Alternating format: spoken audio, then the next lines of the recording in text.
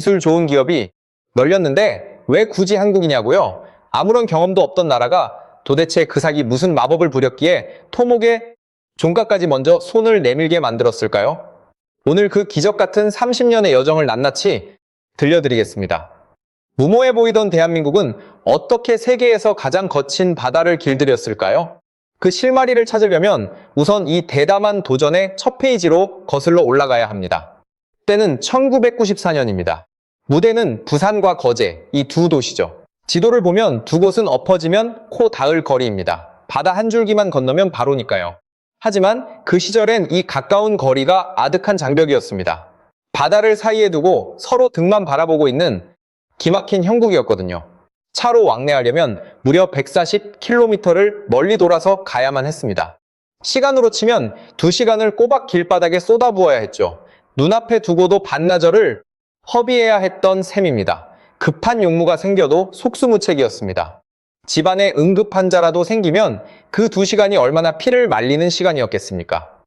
섬 아닌 섬으로 지내야 했던 이 고통을 그 시절 주민들은 그저 숙명으로 여기며 버텼던 겁니다. 참 답답한 노릇 아닙니까? 그렇다면 왜 진작 다리를 놓지 않았을까요? 여기엔 이 바다만이 가진 아주 치명적인 걸림돌이 있었습니다. 이 해역은 부산신항으로 향하는 초대형 선박들이 쉴 새 없이 드나드는 길목이었습니다. 게다가 해군의 작전 통제 구역이기도 했죠. 바다 한가운데에 교각을 촘촘히 세워버리면 거대한 상선도 해군 군함도 길목이 막혀 고립됩니다. 결국 다리를 건설한다는 건 애초에 불가능한 카드였던 셈입니다. 남은 길은 오직 하나뿐이었죠. 배들이 지나다니는 그 길목, 바다 밑바닥을 뚫고 통과하는 방법뿐이었습니다. 이때 등장한 기술이 바로 침매 터널 공법입니다.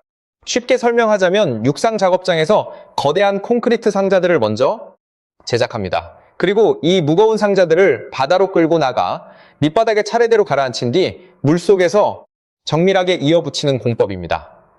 그렇게 연결된 콘크리트 블록들이 물속에서 하나의 거대한 터널이 되는 것이죠. 듣기에는 꽤 그럴싸한 방법 같아 보입니다.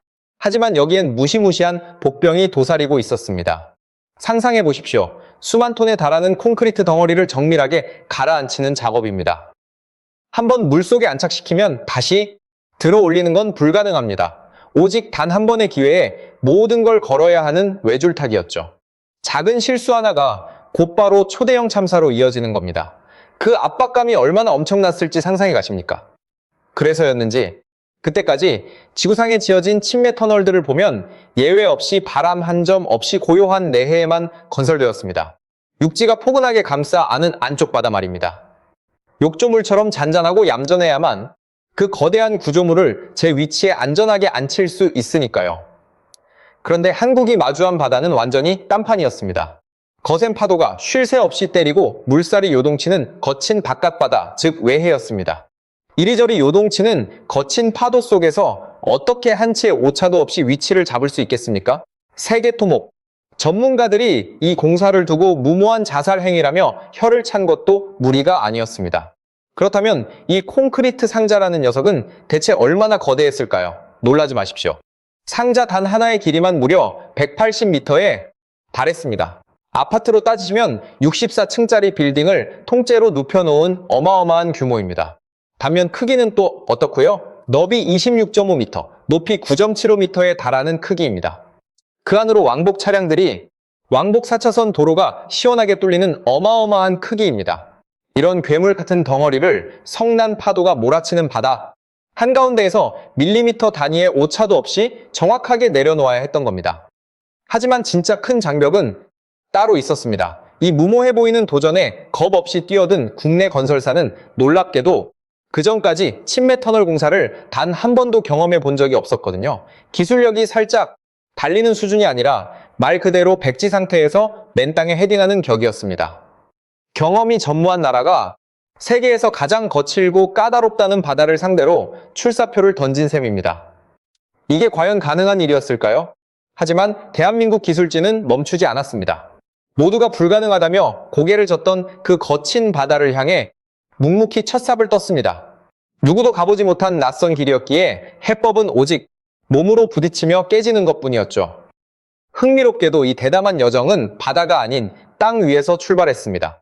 경상남도 통영에 안정제작장이라는 초대형 야외 생산 기지가 들어선 건데요. 바로 이곳에서 그 거대한 콘크리트 상자, 즉 함체를 하나씩 찍어내기 시작했습니다. 지상에서 완벽하게 뼈대를 조립해야만 거친 물속에 넣었을 때 한치의 오차도 줄일 수 있기 때문이었죠. 그런데 함체 하나를 만드는 데 들어간 자재의 양부터가 상상을 초월합니다. 함체 딱 한 개에 들어간 철근 무게만 무려 2,700톤이었습니다. 감이 잘 안 오실 텐데요. 30평형 아파트 950세대를 지을 때 들어갈 철근을 상자, 단 하나에 전부 쏟아부은 셈입니다. 여기에 콘크리트가 또 4만 톤이나 더해졌죠. 그렇게 빚어진 함체 하나의 무게는 자그마치 4만 5천 톤에 육박했습니다. 일반 승용차로 치면 대략 3만 6천 대를 한데 뭉쳐놓은 압도적인 무게입니다. 이런 괴물을 바닷속에 통째로 집어넣는다니 상상이 되십니까? 그야말로 아파트 한 동을 통째로 물밑에 수장시키는 것이나 다름없었죠. 더 큰 문제는 이런 괴물 상자를 하나가 아니라 무려 18개나 만들어야 했다는 사실입니다. 자, 이제 진짜 핵심 과제는 이 엄청난 덩어리를 바다 한복판까지 안전하게 실어 나르는 일이었습니다. 4만 5천 톤짜리 콘크리트를 도대체 무슨 수로 옮겼을까요? 해답은 바로 부력의 원리에 있었습니다. 함체 양 끝단을 단단히 막아 내부를 텅 비워두면 이 육중한 콘크리트가 마치 거대한 배처럼 물 위에 둥둥 뜨게 됩니다. 그 상태에서 예인선들이 함체를 쇠줄로 묶어 가라앉힐 목적지까지 조심조심 끌고 가는 거죠. 이 거대 구조물이 대형 선박들이 오가는 길목을 아슬아슬하게 통과하는 모습, 거센 물살에 조금만 밀려도 대형 참사로 이어질 수 있는 그야말로 피를 말리는 순간의 연속이었습니다. 바다 위를 유유히 떠가는 64층짜리 아파트를 떠올려 보시면 이해가 빠르실 겁니다. 그러고 나서 함체 내부에 미리 설치해둔 6개의 물탱크에 물을 채우기 시작합니다. 탱크마다 물이 1000톤씩 채워지면서 수면에 떠있던 함체는 서서히 바다 밑바닥을 향해 가라앉게 되죠. 여기까지만 보면 아주 정교하고 순조로운 공정 같습니다. 하지만 이 모든 작업이 고요한 수영장에서 이뤄진 게 결코 아닙니다. 사나운 파도와 거센 조류가 몰아치는 망망대해 한가운데서 벌어진 사투였으니까요. 이게 얼마나 끔찍하게 어려운 일인지 한번 대입해 볼까요? 지금 욕조 가득 물을 채워놓고 물속에서 작은 레고코 블록 2개를 조립한다고 상상해 보십시오. 물결이 잔잔하다면 손끝의 감각만으로도 딱 맞물리게 끼울 수 있을 겁니다. 그런데 누군가 그 욕조를 사정없이 뒤흔들기 시작합니다. 사방에서 물보라가 치고 블록은 손바닥 안에서 사정없이 요동치겠죠. 그런 상황에서 단 1mm의 오차도 없이 두 블록을 완벽하게 결합해야 한다면 어떨까요? 가덕도, 앞바다에서 벌어진 실제 상황이 딱 이랬습니다. 그 극한의 작업을 무려 18번이나 완벽하게 성공시켜야 했던 거죠. 실제로 물속으로 내려간 함체는 거센 조류를 만나 몇 센티미터씩 옆으로 밀려나기 일쑤였습니다. 그렇게 요동치는 괴물을 다시 붙잡아 먼저 가라앉힌 함체에 이어 붙이는데 허용 오차는 고작 밀리미터 단위였습니다. 길이 180m에 무게 4만 5천 톤에 달하는 초대형 구조물을 말입니다. 고작 손가락 한두 마디만 한 오차로 조립해 나간 겁니다. 그것도 시야가 전혀 확보되지 않는 캄캄한 심해 속에서요. 지금 돌이켜봐도 소름이 돋을 만큼 아찔한 공정이었죠. 틈새가 조금만 벌어져도 엄청난 수압의 물이 새어들 테니 단 한 번의 실수도 용납되지 않는 목숨건 싸움이었습니다. 결국 기술진이 의지할 곳은 최첨단 계측 장비뿐이었습니다. 음파 탐지기와 정밀 센서로 함체의 거동을 소수점 단위까지 세밀하게 추적하며 끈질기게 수평을 맞춰갔습니다. 심지어 50년치의 기후 통계를 샅샅이 분석해 독자적인 기상 예측 시스템까지 구축해냈죠. 요동치는 바다가 언제쯤 잠잠해질지 그 짧은 찰나의 순간을 정확히 낚아채야만 했으니까요. 그 골든타임을 놓치면 다시 몇 날 며칠을 혹은 몇 주씩 기약 없이 대기해야만 했습니다. 이 거대한 공사에서 가장 끈질기게 발목을 잡은 건 역시나 파도였습니다. 안정적으로 가라앉히려면 파고가 0.4m 이하로 떨어져야만 했거든요. 게다가 반짝잔잔한 게 아니라 그런 평온한 날씨가 꼬박 닷새 이상은 이어져야 겨우 함체 하나를 내릴 엄두를 낼 수 있었습니다. 거친 바다는 이 가혹한 조건을 쉽게 내주지 않았죠. 변덕스러운 날씨 하나에 수백 명에 달하는 현장 요원들의 발이 통째로 묶이기 일쑤였습니다. 그 중에서도 현장 스태프들의 속을 가장 까맣게 태운 건 16번째 함체였습니다. 야속한 날씨가 도통 허락을 안 해줘서 이 함체는 무려 2달 가깝게 바다 위에 둥둥 뜬 채로 하염없이 차례를 기다려야 했거든요. 얼마나 오랫동안 방치되었던지 대기하는 사이에 함체 표면에 하얗게 따개비랑 굴껍데기가 잔뜩 들러붙었을 정도였습니다. 이 기나긴 2달 동안 현장 기술진의 속은 그야말로 잿더미가 되었을 겁니다. 바다가 통제권을 쥐고 있으니 그저 파도가 잦아들기만을 기다리고 또 기다리는 것 말고는 도리가 없었으니까요. 자연의 거대한 장벽 앞에 인간의 무력함을 뼈저리게 느꼈을 순간입니다. 이렇게 함체 하나하나에 그야말로 사활을 걸고 물속으로 밀어넣으며 정밀하게 조립해 나갔습니다. 그 기나긴 행렬이 무려 18개에 달했습니다. 과연 무모해 보이기만 했던 이 끈질긴 도전이 성공으로 막을 내릴 수 있었을까요? 경이롭게도 이 18개의 거대한 콘크리트 덩어리들은 심해 속에서 한치의 오차도 없이 하나로 맞물려 갔습니다. 그리하여 마침내 총연장 3.7km에 이르는 해저 터널이 그 웅장한 위용을 드러내기 시작했죠. 거가대교 전체 구간인 8.2km 중에서 가장 까다롭고 위험천만했던 핵심 요충지가 바로 이 해저 구간이었던 겁니다. 다리로는 도저히 닿을 수 없었던 그 험난한 바다를 결국 물밑을 관통하는 혁신적인 방식으로 극복해낸 것이죠. 하지만 이 순간에도 전 세계 엔지니어들은 이 프로젝트를 두고 계란으로 바위치기라며 우려 섞인 시선을 거두지 않았습니다. 관련 데이터 하나 없이 맨주먹으로 도전장을 내민 미지의 나라가 성난 파도와 온몸으로 거친 전쟁을 치르고 있었으니까요. 누구도 이 무모해 보이던 사투가 어떤 결말을 맞이하게 될지 감히 예측하지 못했습니다. 그러나 기어이 그 지난했던 사투에 찬란한 마침표를 찍는 역사적인 순간이 도래했습니다. 18개의 초대형 함체가 칠흑 같은 심해 속에서 완벽하게 하나의 터널로 숨을 쉬게 된 것입니다. 사나운 파도와 거센 조류의 방해 공작을 뚫고 마침내 인간의 집념이 거친 바다를 굴복시킨 순간이었습니다. 그런데 이렇게 완공된 가덕 해저 터널의 탄생은 단순한 교통로 하나가 뚫린 수준의 사건이 아니었습니다. 이 터널은 완공을 선언함과 동시에 전 세계 토목학계의 역대 최고 기록들을 줄줄이 갈아치웠거든요. 과연 몇 개나 되는 타이틀을 거머쥐었을까요? 대우건설과 거가대교 조합 측의 공식 발표에 따르면 세계 신기록만 무려 5개의 국제특허 3건이 이 현장에서 쏟아져 나왔습니다.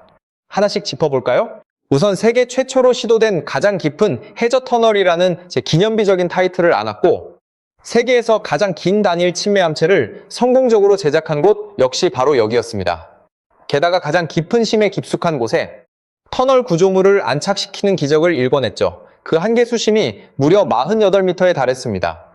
차량 전용 침매, 터널 역사상 오늘날까지도 이보다 더 깊은 곳에 건설된 기록은 존재하지 않습니다. 물론 여기서 명확히 짚고 넘어가야 할 사실이 하나 있긴 합니다. 2013년에 전면 개통한 터키의 마르마라의 해저 터널은 그 수심이 60m에 육박하거든요. 즉 철도 터널까지 통틀어 순위를 매기면 순위가 밀리지만 순수 차량용 도로 터널로 범위를 한정 짓는다면 가덕 해저 터널이 여전히 세계에서 가장 깊은 터널인 셈입니다. 이에 더해 함체와 함체 사이를 물속에서 이중으로 밀봉하는 특수 접합 기술도 세계 최초로 이곳에서 완벽하게 검증되었습니다.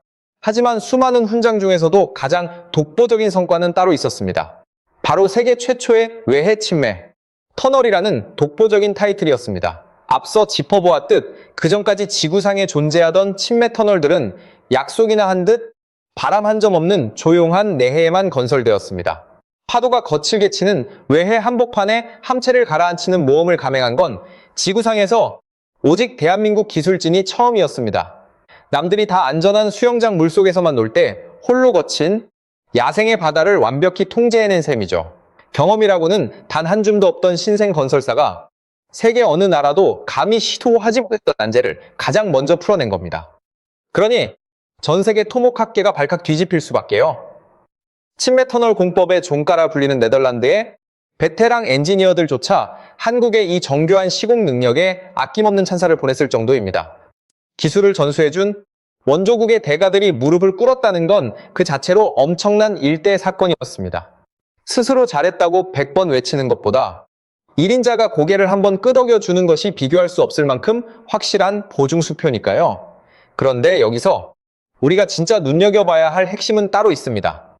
이 빛나는 성취의 진짜 가치키는 단순히 화려한 세계 신기록에만 머무는 게 아닙니다. 기억하시나요? 아까 말씀드린 두 도시 이야기 말입니다. 차로 2시간을 꼬박빙빙 돌아야 했던 부산과 거제. 이 단절되었던 두 공간이 해저 터널의 개통과 동시에 단 50분 거리로 좁혀졌습니다. 2시간이 넘게 걸리던 아득한 길이 노래 몇 곡 듣다 보면 도착하는 거리로 단축된 셈이죠. 한번 상상해 보십시오. 길바닥에서 반나절을 허비하던 주민들이 이제는 테이크아웃 커피가 채 식기도 전에 두 도시를 자유롭게 오가게 된 겁니다. 섬 아닌 섬에 갇혀 지내던 삶의 반경이 하루아침에 넓어진 것이죠. 출퇴근 풍경이 바뀌고 큰 병원 가는 길이 편해졌으며 아이들의 통학 환경도 완전히 달라졌습니다. 지역의 삶을 규정하던 시간표 자체가 완전히 새로 쓰인 겁니다. 이건 단순한 기술적 승리가 아닙니다. 수십만 명에 달하는 평범한 이들의 일상을 밑바닥부터 완전히 혁신한 일대 사건이었던 것이죠. 그러니까 단순한 성공을 넘어 지역의 판도 자체를 완전히 바꾸어 놓은 위협입니다. 경험이 전무했던 변방의 나라가 세계 지도 위에 없던 길을 직접 설계해낸 것이죠. 이 정도면 가히 세계 토목의 정상에 우뚝 섰다고 해도 과언이 아닐 겁니다. 그런데 여러분, 대한민국의 드라마는 여기서 멈추지 않습니다. 놀랍게도 우리의 도전은 이 가덕 앞바다를 디딤돌 삼아 더 먼 세계로 뻗어나가기 시작했거든요. 가덕의 기적으로 전 세계를 깜짝 놀라게 했으니 이 정도가 정점이겠거니 생각하기 쉽지만 대한민국 건설의 진짜 본무대는 바로 이제부터 시작이었습니다. 이번에는 충청남도 보령으로 시선을 옮겨보겠습니다. 여기서 한국기술지는 가덕도와는 완전히 상반된 새로운 공법에 도전했습니다. 가덕도가 거대한 콘크리트 상자를 물에 가라앉히는 방식이었다면 보령은 바다 밑 단단한 안반층을 강력한 폭약으로 직접 뚫고 전진하는 방식을 선택했거든요. 국내 최초로 시도된 화약 발파식 해저 터널 공법이었습니다. 하지만 이 방식은 훨씬 더 심장을 쫄깃하게 만드는 위험한 작업입니다. 바다 밑 단단한 암벽을 조금만 잘못 건드려도 그 미세한 균열 사이로 엄청난 바닷물이 순식간에 쏟아져 들어올 수 있기 때문이죠. 물을 잘못 다루는 게 얼마나 끔찍한 일인지는 이웃 나라의 역사가 뼈아프게 보여줍니다. 세계에서 가장 긴 해저 터널로 기록된 일본의 세이칸 터널은 완공을 선언하기까지 무려 24년이라는 긴 세월이 걸렸습니다. 그 시작은 1954년 태풍으로 연락선 도야마오가 침몰하면서 1100명에서 1400명에 이르는 고귀한 목숨을 앗아간 대참사였습니다. 터널 공사 과정에서도 갱도가 통째로 물에 잠기는 대형 침수 사고가 수없이 반복되었죠. 참고로 세이칸 터널이 지금까지도 끊임없이 물을 펌프로 퍼내는 것은 설계 오류가 아니라 해저 터널을 안전하게 유지 관리하는 표준 프로토콜이니 오해는 말아주시고요. 이처럼 무시무시한 물과의 사투를 보령 현장은 정면 승부로 돌파해냈습니다. 총 길이 6.9km, 최대 수심 90m에 달하는 터널을 단 한 건의 바닷물 유입 사고도 없이 완벽하게 준공해낸 것이죠. 터널을 파고 들어가며 스며 나오는 바닷물을 현대건설이 자체 개발한 특수 차수 그라우팅 기술로 틈새마다 완벽하게 틀어막으면서요. 약한 석탄층이 무너져 내리고 지하 갱도가 붕괴할 뻔한 절체절명의 위기 속에서 현장 엔지니어들이 온몸으로 맞서 싸운 값진 결실이었습니다. 이로써 보령터널은 도로용 해저 터널 부문에서 전 세계 5번째로 긴 터널이라는 기록을 수립했습니다. 전기 여객선이 끊기면 학교조차 가기 힘들었던 인근 섬 아이들의 통학길도 이 터널 덕분에 안전하고 편리해졌습니다. 자, 이쯤 되면 국내의 거친 바다는 모두 정복했다고 볼 수 있겠죠? 하지만 우리의 진짜 놀라운 도전 무대는 바다 건너에 따로 있었습니다. 이번에는 아예 거대한 두 대륙을 하나로 잇는 대역사였는데요. 바로 유럽 대륙과 아시아 대륙이 국경을 맞대고 있는 티르키의 이스탄불이 그 격전지였습니다. 이곳의 자연 조건은 그야말로 최악 중의 최악이었죠. 수심은 자그마치 110m에 달했고 터널이 견뎌야 할 물밑 수압은 지상의 11배에 육박했습니다. 게다가 한 해에도 지진이 수천 번씩 발생하는 악명 높은 지진대였습니다. 바로 이 죽음의 땅의 대한민국의 SK건설이 세계 최초의 왕복 도로용 복층 해저 터널을 기어이 뚫어내고야 말았습니다. 위아래 2개 층으로 나뉘어 자동차가 달리는 이색적인 터널을 대륙사에 놓은 것이죠. 3,300톤급 초대형 굴착 기계가 하루에 7m씩 묵묵히 바다 밑을 파고든 결과 배로 100분이나 걸리던 백길이 단 15분짜리 터널 길로 단축되었습니다. 심지어 공사 기간을 석 달이나 앞당기면서도 단 한 건의 안전사고 없이 완벽하게 말이죠. 개통식 단상에 오른 에르도안 대통령은 이 터널이 튀르키예의 국제적 위상을 한 단계 끌어올릴 것이라며 극찬을 아끼지 않았습니다. 세계적인 권위를 자랑하는 미국의 건설 전문 매체 ENR은 2016년에 이 프로젝트를 그의 최고의 글로벌 우수 프로젝트로 선정했습니다. 한국 건설사가 이 영예로운 상을 품에 안은 것은 그때가 최초였죠. 다만 이 눈부신 사업이 SK 단독이 아니라 튀르키예 현지 파트너사 부문인 야피메르케지와 공동으로 일궈낸 결실이라는 점은 기억해 둘 필요가 있습니다. 게다가 SKK는 단순한 시공을 넘어 직접 자금을 조달하고 완공 후 운영, 수익까지 챙기는 고부가가치 개발 방식으로 사업을 주도했습니다. 몸으로 때우던 단순 노동에서 탈피해 고도의 전략적 기획력으로 막대한 부가가치를 창출하는 단계로 도약한 셈입니다. 이 정도면 세계 인류라는 타이틀이 아깝지 않겠죠? 하지만 진짜 극적인 반전은 가장 마지막 장에 숨겨져 있었습니다. 토목공학의 발상지이자 민간 투자 사업의 종가로 자부하는 나라 바로 영국입니다. 그 영국이 자국의 심장부인 템스강 하저를 뚫는 막중한 책무를 다름 아닌 한국 기업에 전적으로 맡긴 겁니다. 2025년 4월에 화려하게 문을 연 실버타운 터널 이야기입니다. 건설 현장을 시찰하던 영국 국회의원이 의아한 듯 대놓고 묻더랍니다. 영국에도 훌륭한 건설사가 차고 넘치는데 왜 하필 한국 기업입니까? 하고 말이죠. 그때 한국 측 현장 소장이 남긴 대답이 아주 걸작입니다. 실적에도 엄연히 유통기한이 있습니다라고요. 튀르키예와 싱가포르, 카타르에서 끈질기게 다져온 대구경 터널, 건설 노하우가 바로 그 누구도 반박할 수 없는 확실한 정답이었던 겁니다. 물론 이 거대 프로젝트 역시 SK에코플랜트가 여러 글로벌 기업과 컨소시엄을 구성해 참여한 것이며 입찰 과정에서 일부 노이즈가 있었다는 사실도 균형 있게 짚고 넘어가야 합니다. 한반도를 넘어 대륙을 연결하고 마침내 토목 종가의 심장부까지 접수한 대한민국의 기술력. 하지만 바로 이 지점에서 우리가 서두에 잠깐 덮어두었던 다소 쓰라린 이면을 직시해야 할 순간입니다. 이 모든 화려한 무대가 언제나 장밋빛 미래만을 약속하는 것은 아니기 때문입니다. 냉철하게 짚고 넘어가야 할 아쉬운 공백이 하나 존재합니다. 세계가 극찬한 핵심은 어디까지나 한국의 시공기술, 즉 파내려가는 숙련도에 국한되어 있습니다. 정작 땅속을 뚫고 들어가는 거대한 두더지, 즉 핵심 굴착기계 자체는 우리 손으로 만든 것이 아니기 때문입니다. 파는 재주는 세계 으뜸인데 정작 도구는 남의 손을 빌려 쓰고 있다니 꽤 씁쓸한 아이러니 아닙니까? 한강 밑을 관통한 직경, 14.3m짜리 초대형 굴착기계를 비롯해 현장에 투입된 장비들은 전부 독일의 헤렌크 네이트사 제품입니다. 대당 수백억, 원을 호가하는 초고가 장비들이죠. 사양이 높은 모델은 한 대에 무려 900억 원에 달한다고 알려져 있습니다. 물론 국산화 노력이 아예 없었던 것은 아닙니다. 다만 우리 기술로 제작 가능한 것은 직경 3m급 소형 장비에 그치고 있으며 정작 고수익을 보장하는 중대형 터널 굴착기 시장은 여전히 100% 해외 기술에 의존하는 것이 가혹한 현실입니다. 이 거대 장비 시장은 현재 독일과 중국이 완벽히 양분하고 있는데 1대1로 사업을 등에 업고 덩치를 키운 중국 기술력에도 밀린다는 우려 섞인 평가마저 나오는 실정입니다. 게다가 국내의 초대형 개발 사업들 역시 곳곳에서 파열음을 내며 난항을 겪고 있습니다. 여수와 남해를 잇는 해저 터널은 사업성 부족을 이유로 첫 입찰에서 참여 건설사 부족으로 유찰되는 고배를 마셨습니다.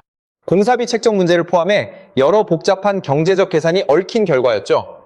목포와 제주를 연결하는 73km의 대규모 프로젝트는 더더욱 험난한 가시밭길입니다.